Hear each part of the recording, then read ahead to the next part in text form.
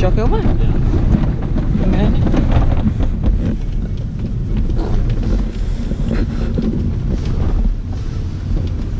Tā, mēs braucam šodien, respektīvi mēs esam Augšzemē un tagad braucam uz dažādu stāstu apvīto vēsturisko apgabalu Dunavas meži.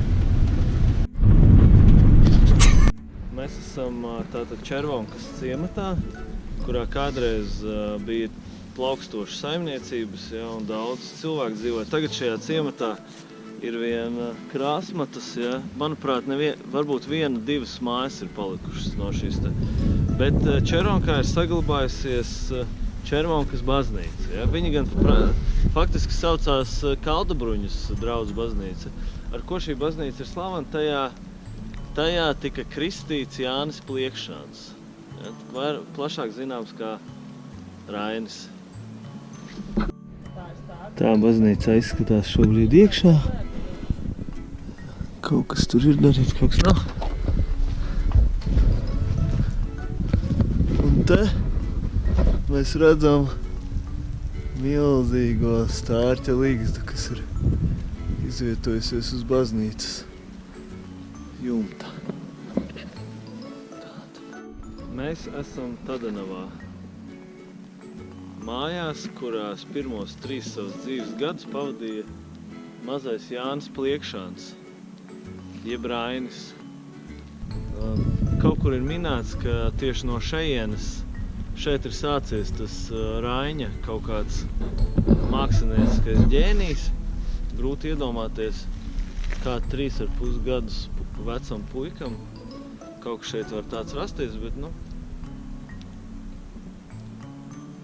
var jau būt.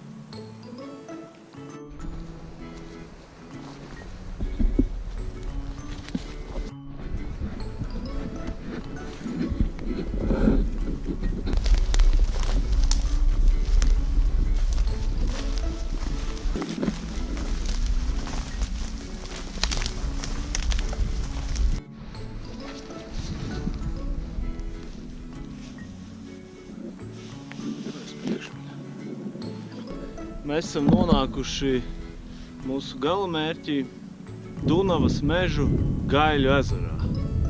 Vienīgā pieejamā informācija internetā par šo ezeru liecina, ka tas ir vidē 2 metrus dziļš un tajā mājo karūsas.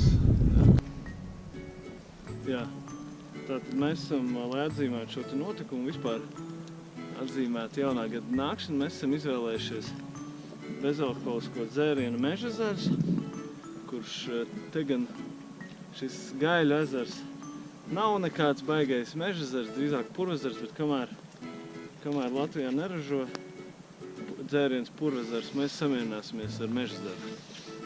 Respektīvi to, ko mēs gribam novēlēt jums, tad pēc iespējas vairāk dabas brīnums atrast gan Latvijā, gan droši vien arī pasaulē savus dabas brīnumus. Un tad lai jums laimīgs, brīnumiem, dabas brīnumiem bagāts jaunais gads.